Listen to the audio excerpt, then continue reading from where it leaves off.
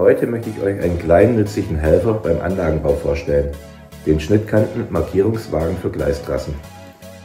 Sehr viele Gleise auf meiner Modellbahnanlage liegen nicht auf einer flächigen Sparholzplatte, sondern auf einem Trassenbrett, das nur wenig breiter als das Gleis selbst ist. Das ist aufwendiger zum Bauen, hat aber ansonsten viele Vorteile. Man ist bei der Planung und beim Bauen flexibler, die Gleistrassen und die umgebende Landschaft können mit mehr Höhenvariationen und glaubhafter dargestellt werden. Es gibt kein großflächiges Holzbrett, das als Resonanzkörper wirkt und beim Befahren mit den Zügen brummt. Und die Trassen können realistischer, zum Beispiel mit einem Wassergraben, dargestellt werden.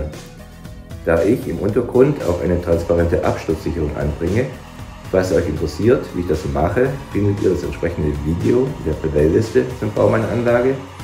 Ist es wichtig, einen korrekten Abstand vom Rand des Trassenbretts zum Gleis einzuhalten. Ansonsten könnten lange Fahrzeuge in Kurven gegen die Absturzsicherung prallen oder daran entlang schleifen. Aber auch im sichtbaren Bereich ist es wichtig, genügend Fleisch links und rechts vom Gleis zu haben.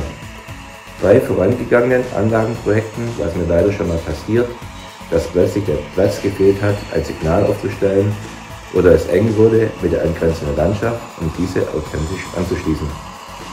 Daher ist mein Trassenbrett im nicht sichtbaren Bereich in Geraden 2 in den Kurven 3 cm breiter als das verwendete K-Gleis. Dank des Mindestradiuses von 55 cm bei meinem aktuellen Anlagenprojekt verhindert dies zuverlässig, dass selbst lange Fahrzeuge wie vorbildlich lange Personenwagen oder der Schwerlastwagen SST 125 von Brava irgendwo hängen bleiben. Da das verwendete K-Gleis auch noch einmal 3 cm breit ist, sind meine Trassenbretter im Untergrund bei einer eingleisigen Streckenführung 7 bis 9 cm breit, bei mehrgleisigen Strecken entsprechend des Gleisabstandes mehr. Im sichtbaren Bereich sind die Trassen 30 bis 50 mm breiter als das Gleis, je nachdem, ob die Strecke auf einem Bahndamm verläuft oder nicht. Daher wollte ich eine Möglichkeit haben, rasch und unkompliziert die Schnittkante für das Trassenbrett anzuzeichnen und dabei den Abstand flexibel einstellen zu können. Basis meiner Lösung ist ein einfacher offener Güterwagen.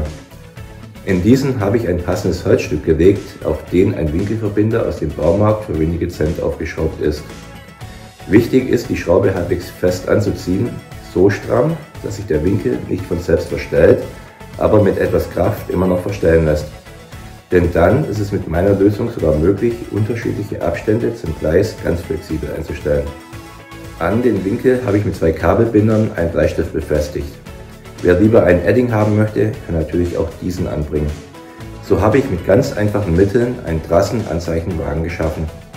Vorausgesetzt, man besitzt einen geeigneten offenen Güterwagen und einen Bleistift, so kostet dieses nützliche Werkzeug kaum mehr als 1 Euro für den Winkel, 2 Kabelbinder und eine Schraube. Da ich alle Teile zur Hand hatte, hat mich dieses dienliche Werkzeug nur eine gute Idee und wenige Minuten Arbeit gekostet. Zugegeben, mittlerweile gibt es sogar Trassenanzeichenwaggons zu kaufen, zum Beispiel beim Meisters Modellbahncenter. Wer also nicht selber zur Tat schreiten möchte, kann sich inzwischen eine sehr ähnliche Lösung fertig bestellen. Aber mein kleines nützliches Helferlein habe ich schon etwas länger, zudem ist es flexibel einsetzbar und fast unschlagbar günstig. Wenn ich den Aufsatz tausche, kann ich meinen schnuckligen Martin O-Wagen noch zu anderen nützlichen Tools für den Modellanlagenbau umwidmen. Was das ist, werde ich in einem meiner nächsten Videos zeigen. Bleibt also gerne mit am Ball, abonniert meinen Kanal und drückt die Glocke. Bis bald und danke fürs Schauen!